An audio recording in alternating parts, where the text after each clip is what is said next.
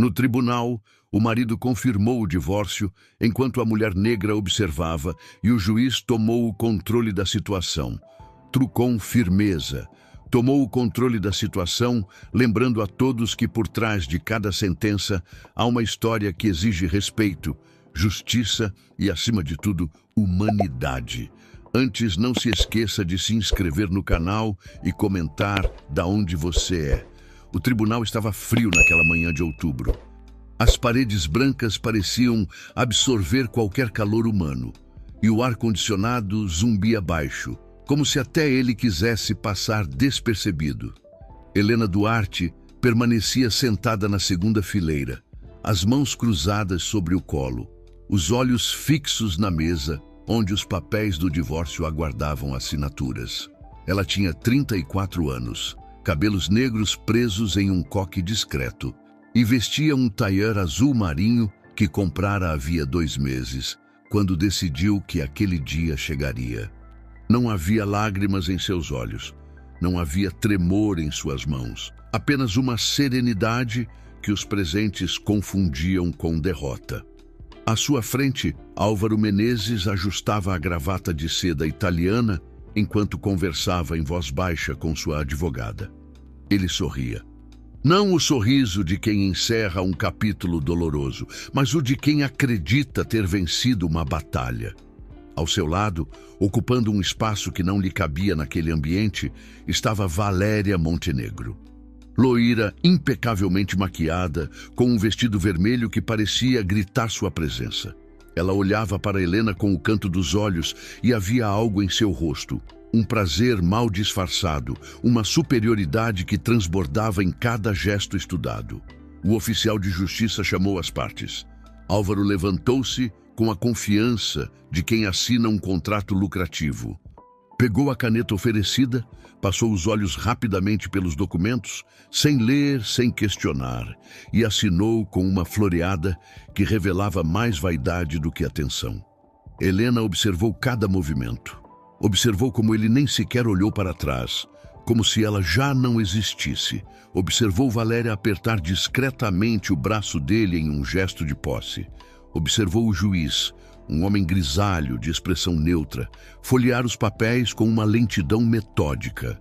Ninguém naquela sala sabia o que estava prestes a acontecer. Para todos ali presentes, Helena era apenas mais uma mulher descartada. Uma esposa que não conseguiu manter o marido, que perdeu espaço para alguém mais jovem, mais sofisticada, mais adequada ao novo mundo que Álvaro havia construído. Eles viam uma mulher derrotada, aceitando seu destino em silêncio. Mas Helena sabia algo que eles ignoravam. O silêncio pode ser muitas coisas. Pode ser submissão, pode ser medo, pode ser resignação. Ou pode ser estratégia. Ela cruzou as pernas, ajeitou uma dobra invisível em sua saia e esperou. Havia aprendido ao longo de 12 anos de casamento e de uma vida inteira enfrentando olhares que a diminuíam, que a paciência era uma forma de poder. E naquela manhã fria de outubro, enquanto seu marido celebrava prematuramente sua vitória, Helena guardava dentro de si algo muito mais poderoso do que qualquer grito ou acusação. Guardava a verdade. E a verdade, ela sabia, tinha seu próprio tempo para emergir. Helena nasceu em Cachoeira, uma pequena cidade do recôncavo baiano, onde o rio Paraguaçu corta a paisagem com a mesma constância com que as gerações passam. Sua mãe, Dona Ivone, era lavadeira. Suas mãos conheciam o peso das trouxas de roupa alheia antes mesmo do amanhecer, e seus joelhos guardavam as marcas de anos curvadas sobre bacias de alumínio. O pai, seu Firmino, trabalhava no porto, carregando sacas de cacau nos ombros largos que o tempo foi curvando. Ele voltava para casa com o corpo exausto, mas sempre trazia um sorriso para a filha caçula. Minha doutora, ele a chamava. Mesmo quando Helena tinha apenas 7 anos e mal sabia que a universidade existia. A casa onde cresceu tinha chão de cimento batido e telhado que cantava nas noites de chuva. Não havia luxo, mas havia dignidade. Dona Ivone passava as roupas da família com o mesmo cuidado que dedicava às peças das patroas. E seu Firmino lustrava os sapatos de domingo como se fossem relíquias. Pobreza não é sujeira, repetia ele. E respeito não se compra, se conquista. Helena aprendeu a ler antes de entrar na escola. Sua avó Benedita, filha de uma mulher escravizada que conquistou a liberdade ainda jovem, guardava livros velhos em um baú de madeira. Eram volumes amarelados, com páginas soltas e capas gastas, mas para Helena representavam janelas para mundos que ela ainda não conhecia. Aos domingos, sentada no colo da avó, ela soletrava palavras difíceis enquanto o cheiro de café fresco preenchia a varanda. Foi Benedita quem lhe ensinou a lição mais importante de sua vida. "Escuta bem, minha neta", disse a velha certa tarde, enquanto trançava os cabelos de Helena com dedos experientes. "O mundo vai tentar te convencer de que você é pequena. Vão olhar para sua cor, para o seu cabelo, para o lugar de onde você veio e vão achar que já sabem tudo sobre você. Mas você é filha de gente que atravessou o mar acorrentada e mesmo assim não deixou a alma morrer. Você carrega uma força que eles nem conseguem imaginar." Helena guardou aquelas palavras como quem guarda um amuleto. Aos 17 anos, deixou Cachoeira com uma mala pequena e uma bolsa de estudos conquistada com notas impecáveis. Chegou a Salvador de ônibus, com o endereço de uma pensão anotado em um papel dobrado e o coração dividido entre o medo e a esperança. A universidade foi um campo de batalhas silenciosas. Havia professores que duvidavam de suas capacidades, colegas que a excluíam dos grupos de estudo, olhares que a atravessavam como se ela fosse transparente. Mas Helena respondia da única forma que conhecia, com excelência. Cada prova devolvida com nota máxima era uma resposta. Cada trabalho elogiado era uma afirmação. Foi na biblioteca da faculdade, durante uma noite de estudos, que conheceu Álvaro Menezes. Ele era encantador. Tinha palavras fáceis, sonhos grandiosos e um sorriso que prometia cumplicidade. Disse que admirava sua dedicação, que via nela algo especial. E Helena, que havia passado anos provando seu valor para um mundo que insistia em negá-lo, sentiu-se finalmente vista. Ela não sabia, naquele momento, que estava olhando para o homem que um dia tentaria apagar tudo o que ela era. O casamento aconteceu 2 anos depois, em uma cerimônia simples na igreja de Cachoeira. Dona Ivone chorou de alegria ao ver a filha de véu e grinalda. Seu Firmino, já com os cabelos embranquecidos, conduziu Helena até o altar com passos lentos, como se quisesse prolongar aquele momento. "Cuida dela", sussurrou para Álvaro ao entregar a mão da filha. "Ela é o meu tesouro." Álvaro assentiu com solenidade.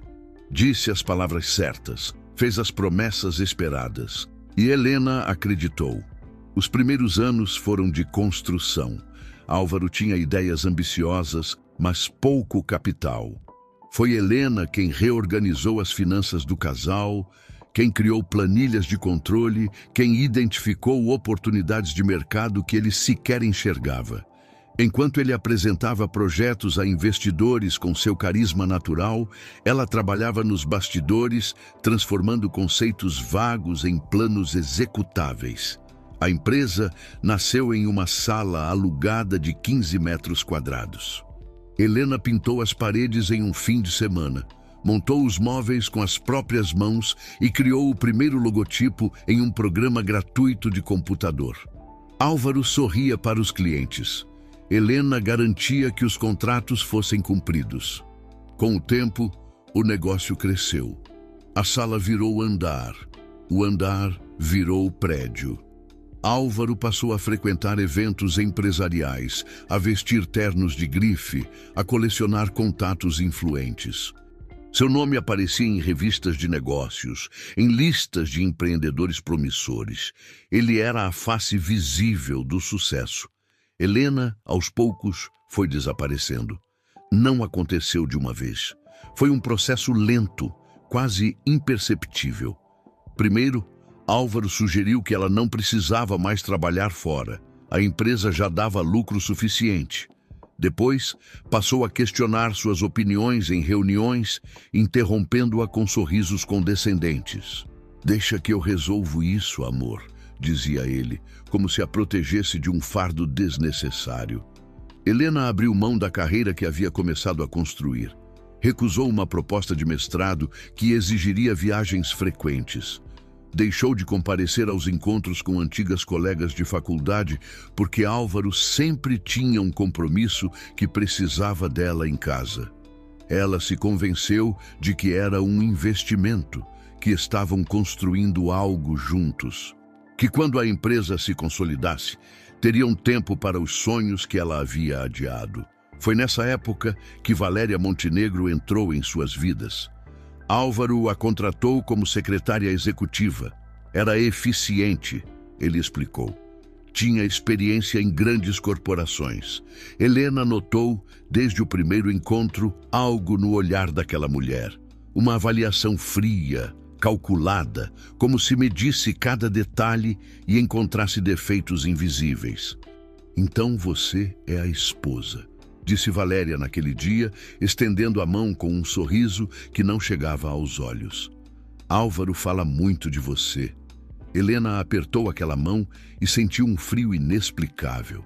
Nos meses seguintes, a presença de Valéria foi se expandindo. Ela organizava a agenda de Álvaro, acompanhava-o em viagens de negócios, conhecia detalhes da empresa que Helena já não acompanhava. E sempre que as duas se encontravam, havia comentários sutis sobre a roupa de Helena, sobre sua falta de familiaridade com certos ambientes, sobre como algumas pessoas simplesmente não nasceram para determinados círculos. Helena engolia em silêncio. Dizia a si mesma que estava sendo paranoica, que Valéria era apenas uma funcionária competente, que Álvaro jamais a trairia. Ela ainda não sabia que a traição já havia começado. A primeira vez que Helena sentiu o peso real da humilhação foi durante a festa de fim de ano da empresa. Álvaro insistiu que ela comparecesse. Precisava mostrar aos investidores que tinha uma vida familiar estável. Ela escolheu um vestido verde escuro, discreto e elegante, que havia comprado especialmente para a ocasião. Quando chegaram ao salão do Hotel 5 Estrelas, Valéria já estava lá. Usava um vestido dourado, justo, que capturava a luz de todos os lustres. Ela se aproximou do casal com 2 taças de champanhe, oferecendo uma a Álvaro com intimidade excessiva. "Helena, que bom que veio", disse Valéria, olhando-a de cima a baixo. "Achei que esses eventos não fossem muito o seu ambiente." Álvaro riu. Um riso breve, quase automático, mas que cortou Helena como uma lâmina fina. Ao longo da noite, as pequenas crueldades se acumularam. Quando Helena tentou participar de uma conversa sobre mercado financeiro, Valéria a interrompeu. "Querida, isso é um pouco técnico. Álvaro, explica para ela depois em casa." Quando Helena comentou sobre um quadro na parede, citando o pintor que reconhecera de seus estudos universitários, Valéria arqueou as sobrancelhas. "Não sabia que você tinha interesse por arte. Que surpresa!" Cada palavra era calculada para diminuí-la sem deixar marcas visíveis. Helena procurou os olhos do marido, esperando encontrar apoio. Mas Álvaro desviava o olhar, ocupado demais em impressionar um grupo de empresários. Quando ela finalmente conseguiu puxá-lo para um canto, sussurrando que queria ir embora, ele respondeu com impaciência.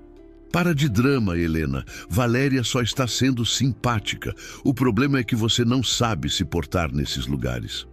Naquela noite, Helena chorou no banheiro do hotel. Trancou-se em uma das cabines, abafou os soluços com as mãos e deixou que as lágrimas corressem em silêncio. Quando se olhou no espelho, viu uma mulher que mal reconhecia. Os olhos inchados, o vestido que agora parecia inadequado, a maquiagem borrada. Foi ali, diante daquele reflexo, que algo começou a mudar dentro dela. Os meses seguintes trouxeram mais evidências. Álvaro passou a chegar cada vez mais tarde. As viagens de negócios se multiplicaram, sempre com Valéria como acompanhante indispensável. O telefone dele, antes deixado em qualquer lugar da casa, agora tinha senha e nunca saía de seu bolso. Helena encontrou um recibo de joalheria no bolso de um paletó. Um colar de ouro branco com diamantes, um presente que ela nunca recebeu. Encontrou mensagens apagadas, mas não completamente. Fragmentos de conversas que revelavam intimidade, planos, promessas. Quando confrontou Álvaro, ele reagiu com frieza. "Você está ficando paranoica", disse ele, sem levantar os olhos do celular. "Valéria é minha funcionária. Se você não consegue lidar com isso, o problema é seu." E então veio a frase que Helena jamais esqueceria. "Às vezes, eu tenho vergonha de você, Helena. Vergonha de te levar aos lugares que frequento agora. Você deveria procurar algo mais compatível com o seu perfil." Ele disse aquilo como quem comenta o tempo. Sem raiva, sem remorso, como se estivesse apenas constatando um fato óbvio. Helena ficou em silêncio, não porque não tivesse palavras, mas porque entendeu naquele momento que palavras seriam inúteis. O homem diante dela não era mais o jovem que a cortejara na biblioteca. Era um estranho que havia construído um império sobre seus ombros e agora a considerava um peso inconveniente. Naquela noite, Helena não chorou. Deitou-se na cama, olhou para o teto escuro e tomou uma decisão. Se Álvaro queria guerra, ela não lutaria com gritos. Lutaria com inteligência.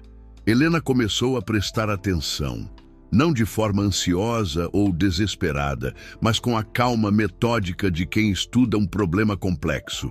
Passou a observar os horários de Álvaro, os padrões de suas mentiras, as pequenas inconsistências que ele deixava escapar por excesso de confiança. Anotava tudo em um caderno simples, de capa preta, que guardava no fundo de uma gaveta entre receitas antigas de Dona Ivone. Ele acreditava que ela havia desistido. Confundia seu silêncio com submissão, sua calma com resignação, e esse erro seria sua ruína.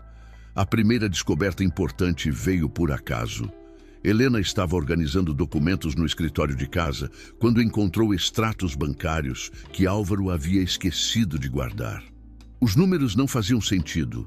Havia transferências regulares para uma conta que ela não reconhecia. Valores altos, sempre em datas próximas ao fechamento do mês. Ela fotografou cada página com o celular e devolveu os papéis exatamente onde estavam. Nas semanas seguintes, Helena reconstruiu um quebra-cabeça financeiro que Álvaro jamais imaginou que ela seria capaz de montar. Descobriu que ele havia aberto uma empresa em nome de Valéria, usando o capital desviado da conta conjunta. Descobriu que o apartamento onde moravam, comprado durante o casamento, com dinheiro que também era dela por direito, havia sido oferecido como garantia de empréstimos que financiavam o estilo de vida da amante. Descobriu que ele planejava transferir todos os bens para seu nome antes de pedir o divórcio, deixando Helena sem nada. Cada descoberta era um golpe, mas Helena não permitiu que a dor a paralisasse. Transformou a mágoa em combustível, a decepção em determinação. Foi nessa época que ela procurou Patrícia Falcão. A advogada tinha escritório em um prédio modesto no centro da cidade, longe dos endereços luxuosos que Álvaro agora frequentava. Helena a encontrou através de uma antiga colega de faculdade que havia passado por um divórcio complicado. "Ela é implacável", disse a amiga, "mas justa. E não tem medo de enfrentar gente poderosa."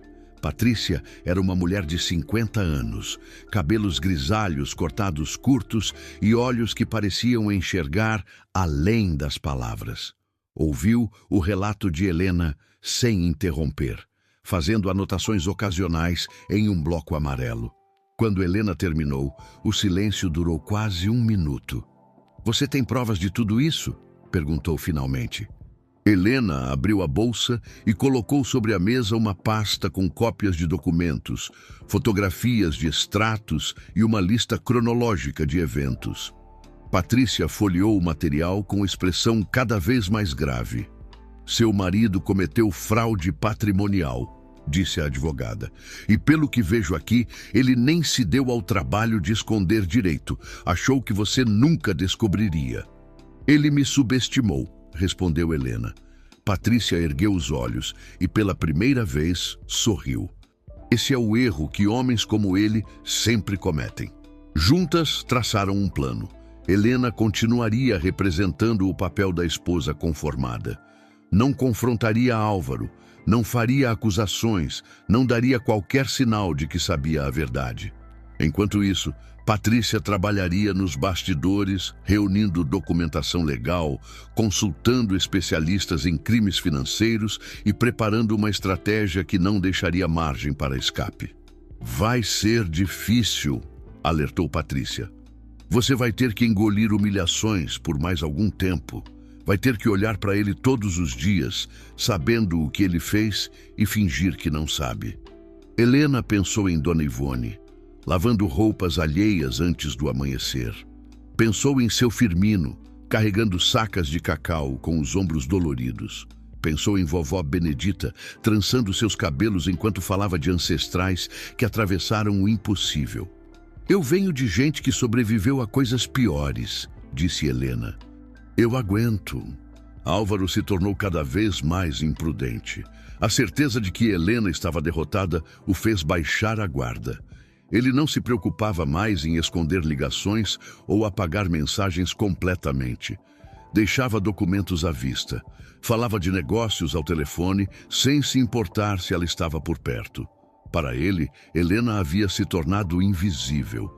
Uma presença doméstica que ele mal notava, como um móvel antigo que já não combinava com a decoração. Essa arrogância era exatamente o que Helena e Patrícia esperavam. Uma noite, Álvaro recebeu uma ligação enquanto jantavam. Ele atendeu sem cerimônia, afastando-se apenas alguns passos da mesa. Helena continuou comendo em silêncio, os olhos baixos, mas os ouvidos atentos. Não se preocupa, dizia ele rindo. A Helena não desconfia de nada. Ela é ingênua demais para entender essas coisas. Quando o divórcio sair, ela vai ficar com as migalhas e nem vai perceber o que aconteceu. Ele desligou e voltou à mesa como se nada tivesse ocorrido. Quem era? Perguntou Helena em tom neutro. Trabalho, respondeu ele sem olhá-la.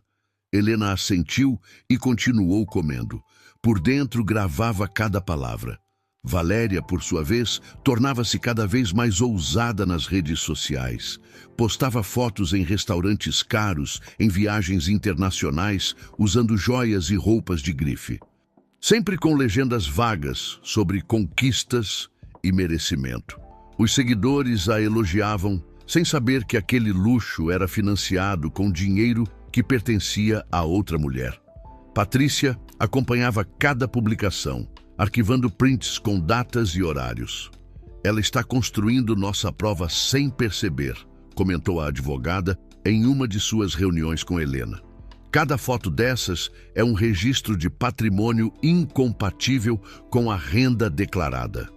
Houve também as gravações.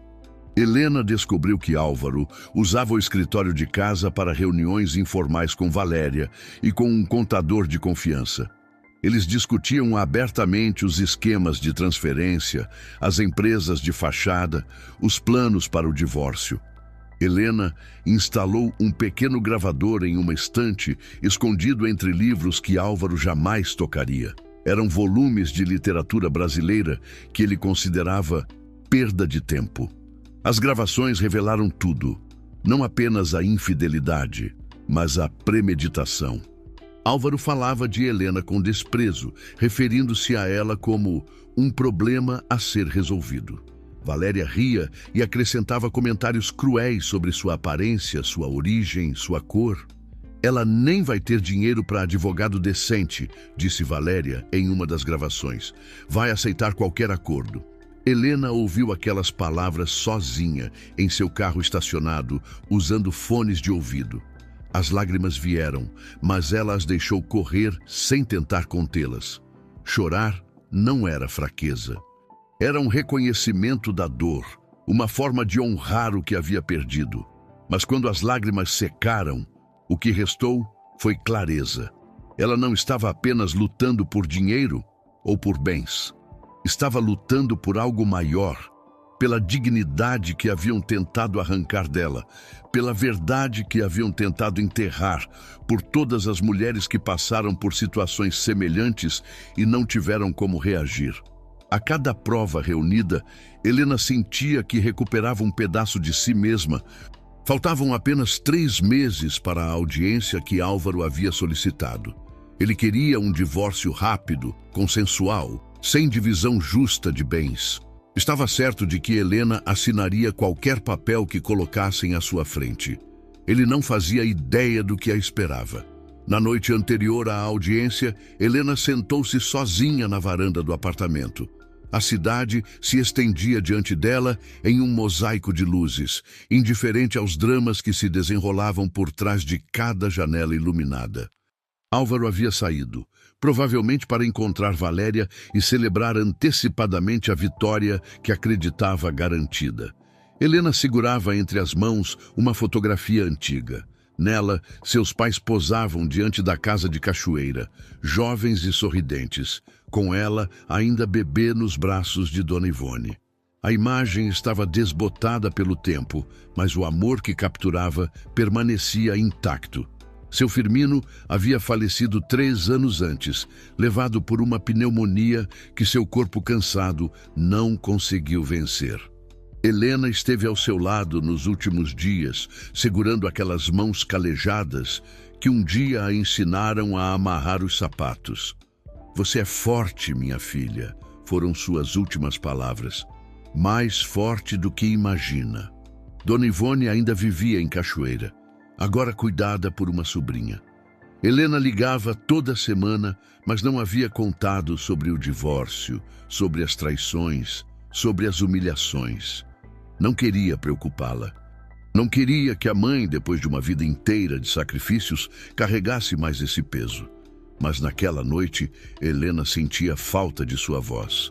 Discou o número e esperou.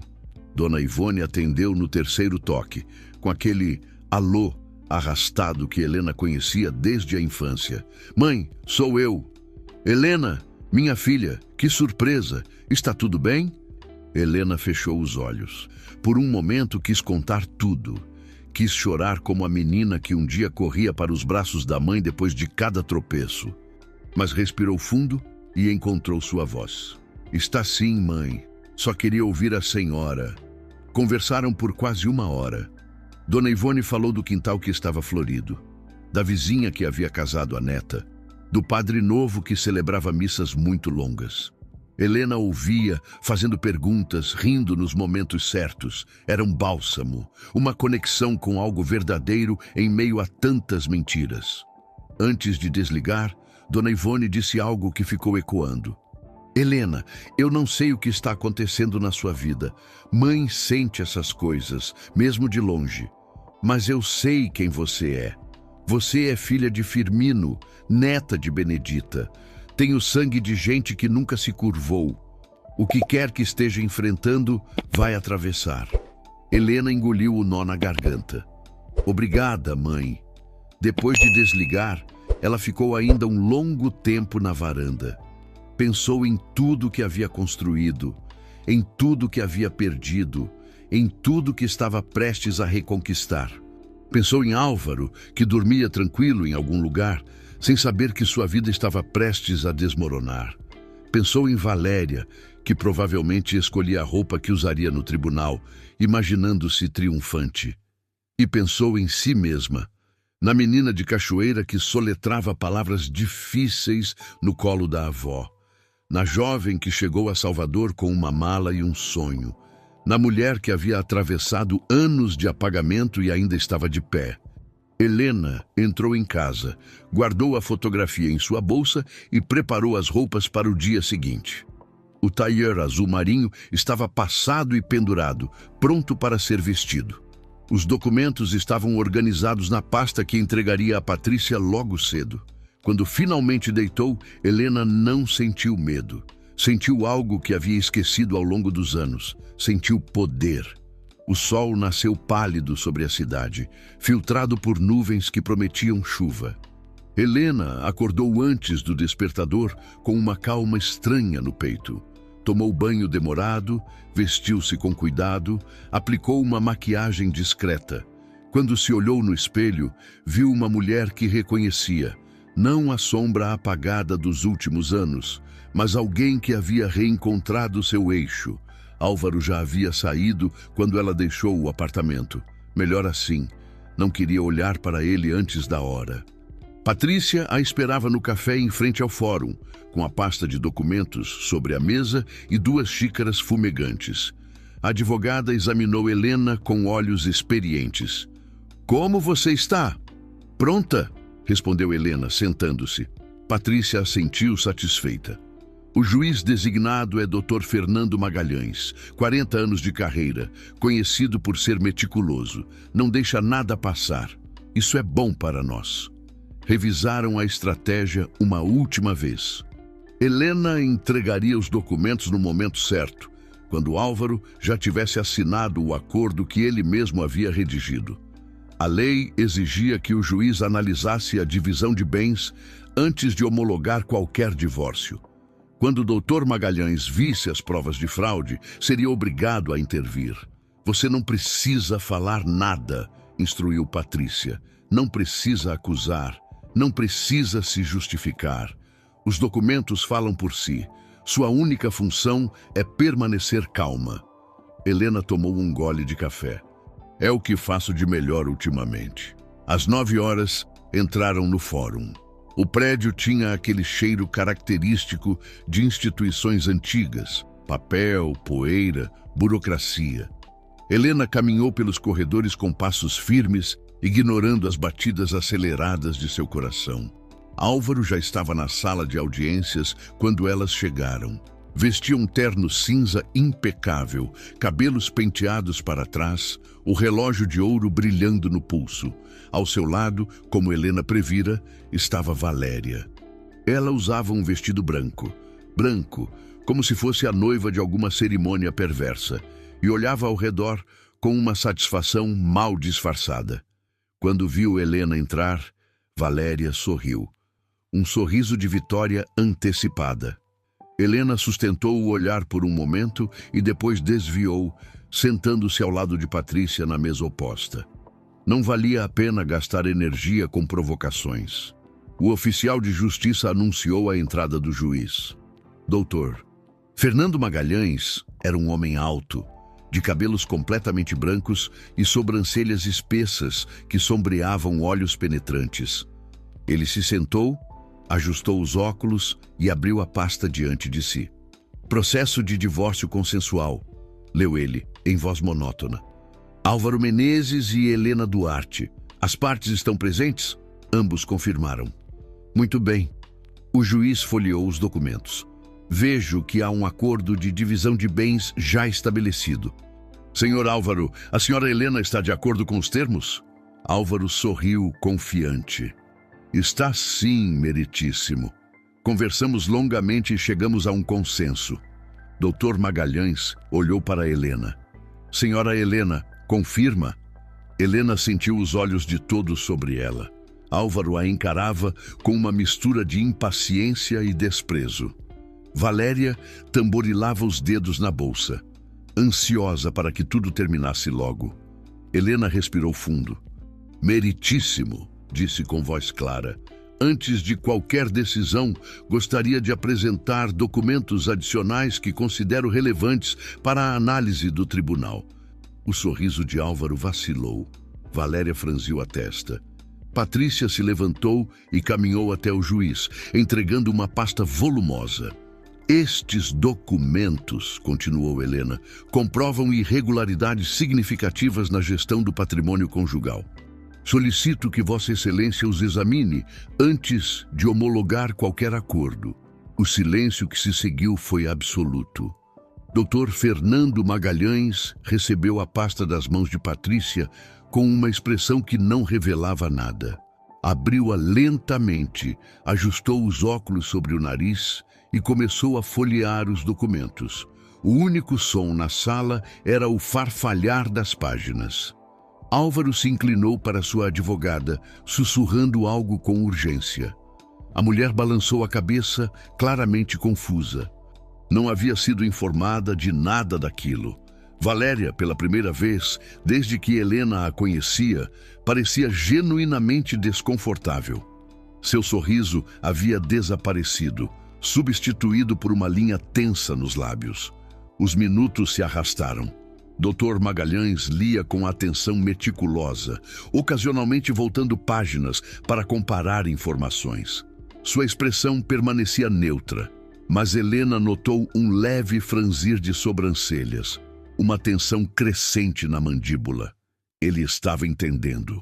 Finalmente, o juiz ergueu os olhos. Senhor Álvaro, disse ele em tom grave, estes documentos indicam transferências substanciais de valores da conta conjunta do casal para contas de terceiros. Há também registros de empresas abertas em nome de pessoas que não constam neste processo, utilizando capital que, pela data das transações, pertencia ao patrimônio comum. Álvaro engoliu em seco. Meritíssimo, são questões empresariais complexas. Minha esposa não entende de negócios, ela deve ter interpretado mal. Há também, continuou o juiz, ignorando a interrupção, documentos que indicam que o imóvel residencial do casal foi oferecido como garantia de empréstimos não declarados neste processo e registros fotográficos de redes sociais que demonstram um padrão de gastos incompatível com as declarações financeiras aqui apresentadas. Ele colocou uma das folhas sobre a mesa, virando-a para que Álvaro pudesse ver. Era um print de uma publicação de Valéria, ela em um resort nas Maldivas, com a legenda "Vivendo o que mereço". Esta mulher presente na sala, disse o juiz apontando para Valéria, é a mesma que aparece nestas fotografias. E, segundo os documentos, é titular de uma das contas que recebeu transferências do patrimônio conjugal. Valéria empalideceu. Eu não tenho nada a ver com isso. São presentes. Não é crime receber presentes. A senhora não foi convocada como parte nem como testemunha, respondeu o juiz secamente.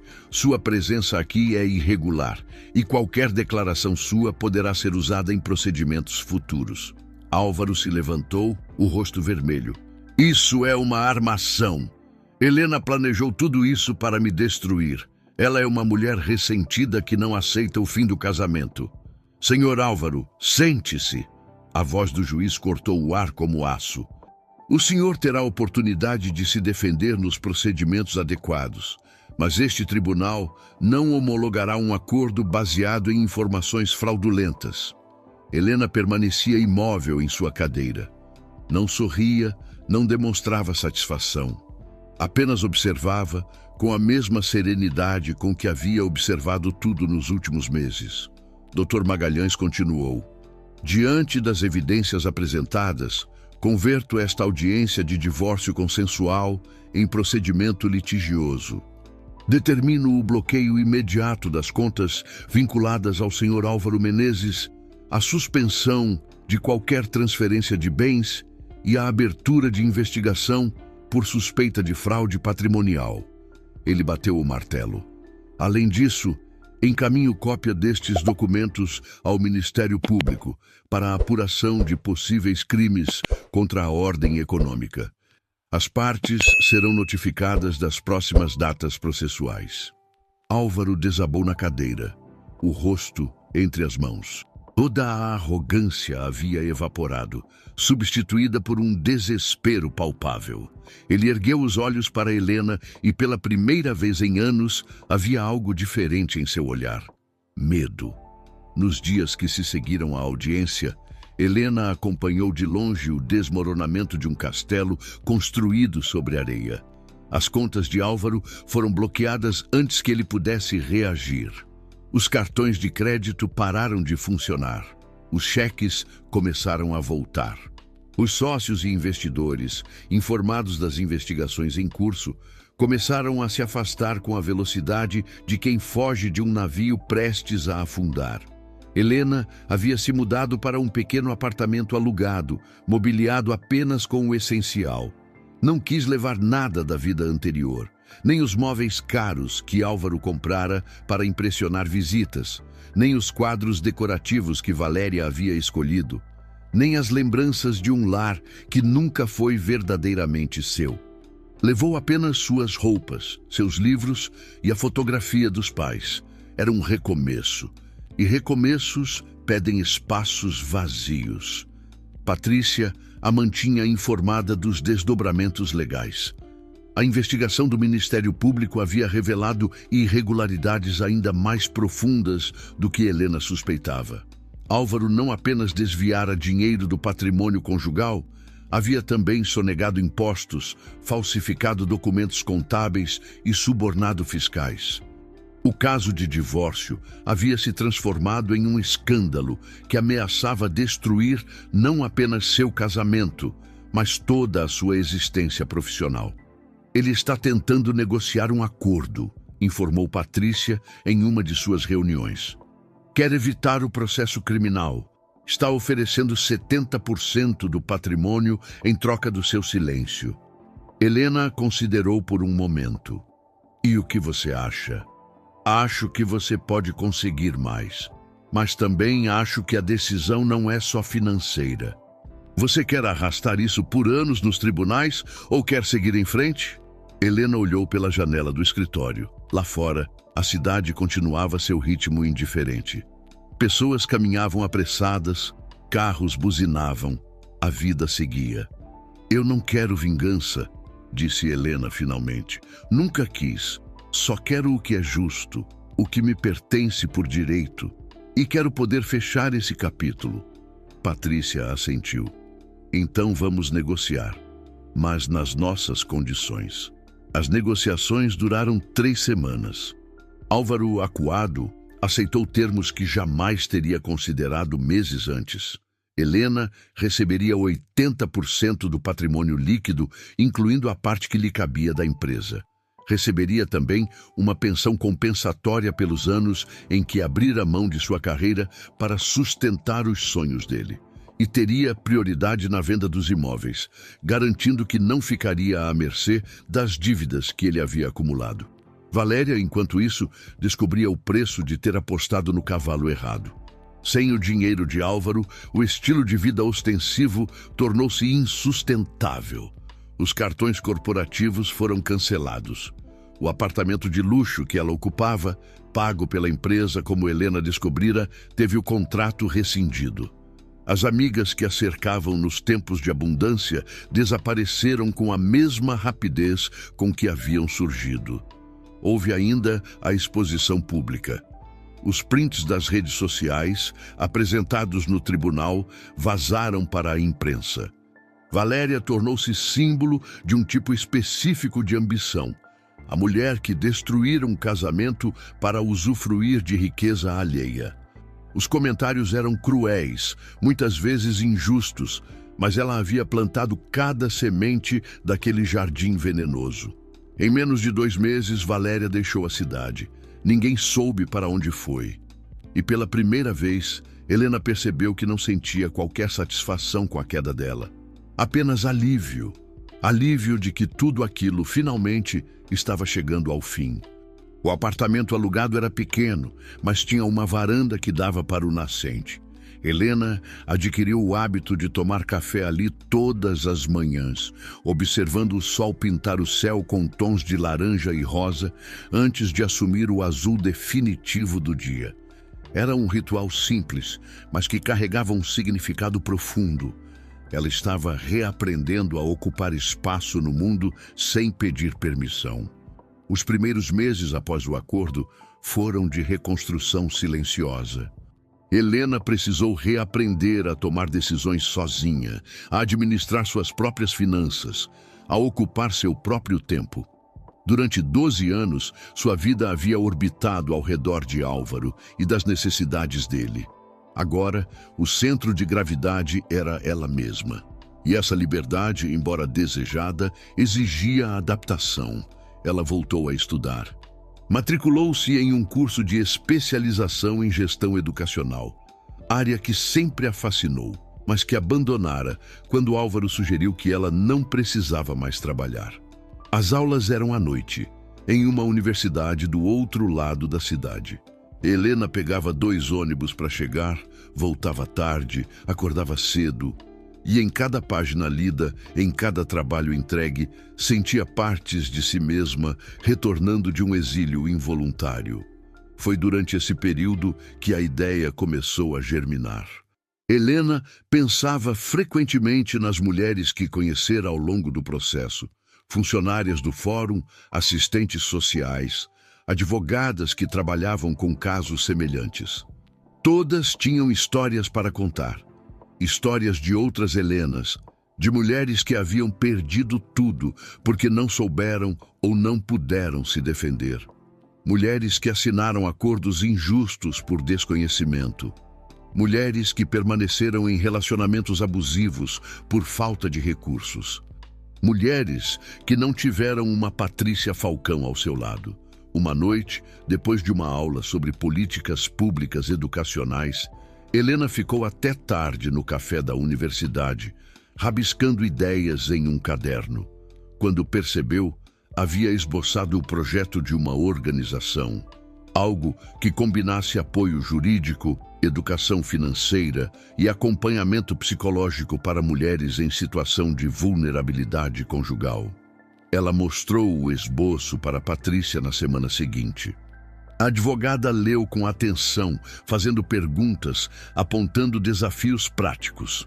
Quando terminou, seus olhos tinham um brilho diferente. "Você quer mesmo fazer isso?" "Quero", respondeu Helena. "O que aconteceu comigo não pode ter sido só sobre mim. Tem que significar alguma coisa maior." Patrícia sorriu. "Então vamos fazer acontecer." Nos meses seguintes, o projeto tomou forma. Helena usou parte do patrimônio recebido para financiar a estrutura inicial. Patrícia mobilizou colegas advogadas dispostas a trabalhar pro bono. Uma psicóloga que Helena conhecera no curso de especialização se juntou à equipe. Uma contadora, uma assistente social, uma comunicadora, mulheres que acreditavam na mesma causa foram se agregando, cada uma contribuindo com suas habilidades. O nome veio naturalmente, Projeto Renascimento. A inauguração aconteceu em uma tarde de sábado, em uma sala comercial modesta, mas acolhedora. Helena havia decorado as paredes com frases de mulheres que admirava: Carolina Maria de Jesus, Conceição Evaristo, Djamila Ribeiro. Sobre a mesa principal, em um porta-retrato simples, estava a fotografia de vovó Benedita. Quando as primeiras mulheres começaram a chegar para a sessão inaugural de acolhimento, Helena sentiu algo que não experimentava havia anos: propósito. Ela havia transformado sua dor em ponte. O projeto Renascimento cresceu de forma orgânica, como uma árvore que encontra solo fértil. No primeiro ano, atenderam 47 mulheres. Algumas chegavam em situações emergenciais, fugindo de casas onde não podiam mais permanecer, sem documentos, sem dinheiro, sem saber por onde começar. Outras vinham em busca de orientação preventiva, querendo entender seus direitos antes que fosse tarde demais. Todas saíam com algo que não tinham ao entrar: informação, acolhimento e a certeza de que não estavam sozinhas. Helena descobriu em si mesma uma vocação que desconhecia. Ela não era advogada como Patrícia, não era psicóloga como doutora Mônica, não era assistente social como Fernanda, mas tinha algo igualmente valioso: a capacidade de ouvir, de olhar nos olhos de uma mulher destruída e fazer com que ela se sentisse vista, de contar sua própria história sem vitimismo, mostrando que era possível atravessar o impossível. A primeira palestra aconteceu quase por acaso. Uma professora universitária que acompanhava o trabalho do projeto convidou Helena para falar em uma aula sobre gênero e direito. Ela hesitou inicialmente, não se considerava oradora, não tinha formação acadêmica na área, Não sabia se tinha algo relevante a dizer. Mas Patrícia insistiu. Você tem a coisa mais importante que existe, experiência vivida. Isso nenhum diploma substitui. Helena preparou uma apresentação simples. Contou sua história sem rodeios, sem dramatização excessiva, sem transformar Álvaro em vilão de novela. Falou sobre os sinais que ignorou, sobre as escolhas que fez, sobre os erros que reconhecia. Falou sobre o silêncio estratégico, sobre a importância de buscar ajuda qualificada, sobre o longo processo de reconstrução da autoestima. Quando terminou, o silêncio na sala durou alguns segundos. Depois, uma estudante no fundo levantou a mão. Como a senhora conseguiu não ter raiva? Helena pensou antes de responder. Eu tive raiva, admitiu. Muita, mas percebi que a raiva, quando vira combustível de vingança, nos consome por dentro. Escolhi usar essa energia de outra forma. Transformar a raiva em ação, em construção. A melhor resposta que pude dar a tudo que vivi foi me tornar alguém que ajuda outras pessoas a não passarem pelo mesmo. As palestras se multiplicaram. Universidades, empresas, escolas, associações de bairro. Helena falava para plateias de 10 pessoas e para auditórios de 300. A mensagem era sempre a mesma, adaptada ao contexto. Violência patrimonial é violência. Manipulação emocional é abuso. Conhecer seus direitos não é paranoia, é proteção. A imprensa começou a notar. Uma jornalista de um portal de notícias escreveu uma matéria sobre o projeto Renascimento que viralizou nas redes sociais. Vieram convites para entrevistas em rádios, participações em podcasts, até uma aparição em um programa matinal de televisão. Helena aceitava o que podia, sempre direcionando os holofotes para o projeto e para as mulheres atendidas, nunca para si mesma. O caso dela com Álvaro inevitavelmente vinha à tona nessas ocasiões. Helena aprendeu a falar sobre isso com naturalidade, sem ressentimento aparente. Foi uma experiência dolorosa, dizia, mas me trouxe até aqui. E se minha história ajuda uma única mulher a reconhecer os sinais antes que seja tarde, então valeu a pena. Ao final do segundo ano, o projeto Renascimento havia atendido mais de 200 mulheres. Tinha parcerias com escritórios de advocacia, clínicas psicológicas e órgãos públicos. Havia inspirado iniciativas semelhantes em outras cidades. E Helena, a mulher que um dia fora chamada de problema a ser resolvido, era agora referência em debates sobre direitos das mulheres. A semente plantada em dor havia florescido em esperança. 3 anos haviam se passado desde a audiência no tribunal. Helena estava em uma livraria do centro, autografando exemplares de um livro que nunca planejara escrever. A editora a procurara após uma de suas palestras, sugerindo que transformasse sua história em algo mais permanente.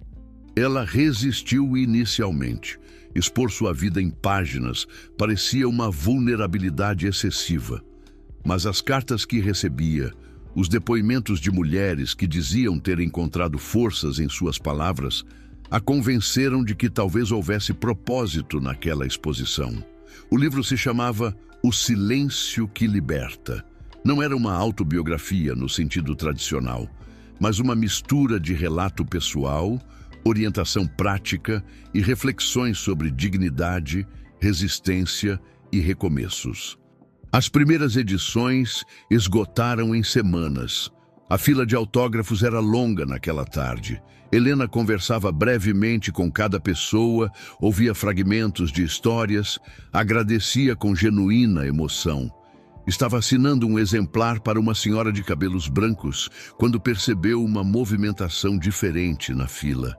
Ergueu os olhos e viu Álvaro. Ele estava magro, muito mais magro do que ela lembrava. O terno impecável fora substituído por uma camisa simples, um pouco amarrotada. Os cabelos, antes meticulosamente penteados, mostravam fios brancos que não existiam 3 anos atrás. Mas o que mais a impressionou foram os olhos. Havia neles algo que Helena nunca vira durante os 12 anos de casamento. Derrota, mas também algo mais. Algo que se parecia com vergonha. Ele se aproximou devagar, como quem não tem certeza de que será recebido. Parou diante da mesa, segurando um exemplar do livro que aparentemente já havia lido. As páginas estavam marcadas, a capa levemente gasta. Helena. A voz dele era diferente. Sem a arrogância de antes, sem a condescendência que ela conhecia tão bem. Apenas seu nome, pronunciado com um peso que carregava anos de história. Álvaro, respondeu ela em tom neutro. As pessoas na fila observavam, curiosas. Algumas reconheceram o homem da história que haviam acabado de ler. Patrícia, que acompanhava Helena no evento, deu um passo à frente, mas Helena fez um gesto discreto para que esperasse. Eu sei que não mereço seu tempo, disse Álvaro. Não vim pedir perdão. Perdão não se pede, se conquista, e eu não conquistei nada. Helena permaneceu em silêncio, deixando que ele continuasse. Li seu livro, todo, 3 vezes. Ele engoliu em seco. Eu não fazia ideia, Helena, do que você sentiu, do que eu fiz. Quer dizer, eu sabia o que estava fazendo, mas não entendia. Não queria entender. Ele colocou o livro sobre a mesa, ao lado da pilha de exemplares novos. Você escreveu que o pior não foi a traição, que o pior foi o apagamento. Ler isso foi como levar um soco, porque eu me lembro de cada vez que te interrompi, cada vez que te diminuí, cada vez que fingi não ouvir quando Valéria te humilhava. As mãos dele tremiam levemente. Eu perdi tudo, Helena. A empresa, o dinheiro, os amigos que só estavam lá pelo dinheiro. Mas nada disso importa. O que me destrói é saber quem eu me tornei, o homem que eu vi no espelho quando li seu livro. Helena o observou por um longo momento. Não havia ódio em seu olhar. Não havia satisfação. Apenas uma clareza serena. Você não me destruiu, Álvaro, disse ela finalmente. Você tentou, mas não conseguiu. Ela se levantou, ficando frente a frente com ele. Eu não te odeio. Odiar você seria dar a você um poder que você não merece mais. O que sinto agora é indiferença. E talvez com o tempo, algo parecido com pena. Álvaro baixou os olhos. O que você faz agora com a sua vida é problema seu, continuou Helena. Mas se quer um conselho, não de ex-esposa, mas de alguém que aprendeu algumas coisas sobre recomeços, use essa vergonha que você está sentindo, não para se punir, para se reconstruir. Ela pegou o livro que ele havia colocado sobre a mesa, abriu na página de rosto e escreveu uma dedicatória breve. Nunca é tarde para se tornar alguém melhor. Devolveu o livro a ele. Álvaro segurou o exemplar, como quem segura algo precioso. Assentiu uma vez, sem palavras, e se afastou. Helena o observou sair da livraria. Depois, respirou fundo, sentou-se novamente e sorriu para a próxima pessoa na fila. A vida continuava.